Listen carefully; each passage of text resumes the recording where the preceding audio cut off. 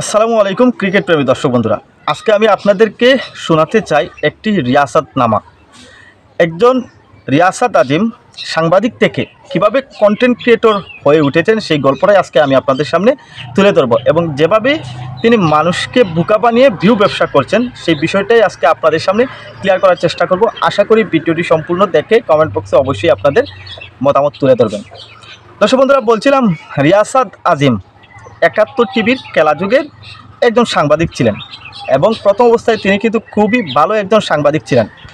খেলা যুগের হয়ে বাংলাদেশ ক্রিকেট বোর্ডের অনেক সম্মেলনে তিনি অনেক সাহসী প্রশ্ন করতেন, সাহসী সমালোচনা করতেন, সাহসী বিষয়গুলো তুলে ধরতেন।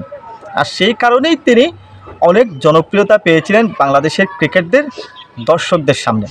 কিন্তু এই জনপ্রিয়তাটাকে কাজে লাগিয়ে তিনি হয়ে উঠেছেন এখন একজন ভিউ ব্যবসায়ী, কন্টেন্ট ক্রিয়েটর।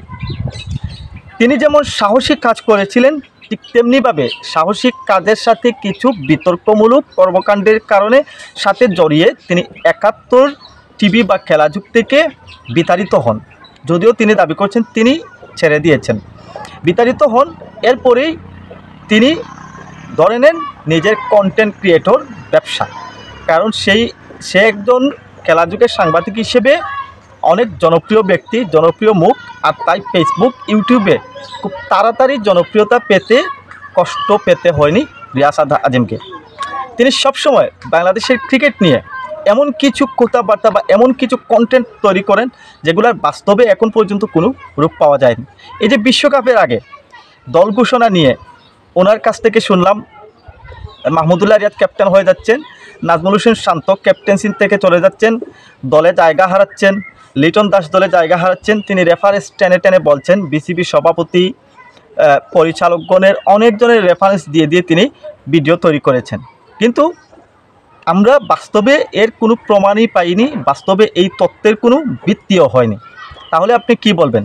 নিশ্চয়ই তিনি ভিউ ব্যবসা করছেন, মানুষের গালিগালাজ খেয়েও টাকা ইনকাম করতে চাচ্ছেন। দর্শক বন্ধুরা, রিয়াসাত আজিমের প্রত্যেকটা কন্টেন্টে এখন যদি আপনারা কমেন্ট বক্স একটু চেক করে দেখবেন, কমেন্ট বক্সে দেখবেন যে বেশিরভাগ মানুষই রিয়াসাত আজিমকে অপমান করে বা আন্ডার এস্টিমেট করেই কমেন্ট করছে বা কমেন্ট করে। বিশেষ করে তিনি বিতর্কে জড়িয়েছেন সাকিব আল হাসান এবং তামিম ইকবালের যে দ্বন্দ্বটা, সেই দ্বন্দ্বটাকে তিনি পুঁজি করে অনেক ভিউ ব্যবসা করেছেন।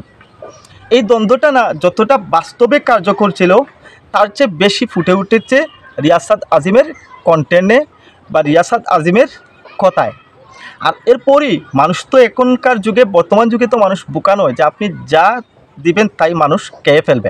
হ্যাঁ, উনি অনেক ভালো কাজও করেছেন, ক্রিকেটের সাংবাদিকতা যখন করেছেন অনেক সাহসী প্রশ্ন করে অনেক সময় নির্বাচক প্যানেলদেরকে বা আগে নির্বাচক প্যানেল ছিল তাদের সাথে কিন্তু অনেক ভালো প্রশ্ন করেছেন এবং অনেক সময় ক্রিকেটের স্বার্থে কথা বলেছেন। কিন্তু সেই জনপ্রিয়তাটাকে কাজে লাগিয়ে এখন কিন্তু একেবারে ফালতু একজন কন্টেন্ট ক্রিয়েটর হয়ে গেছেন।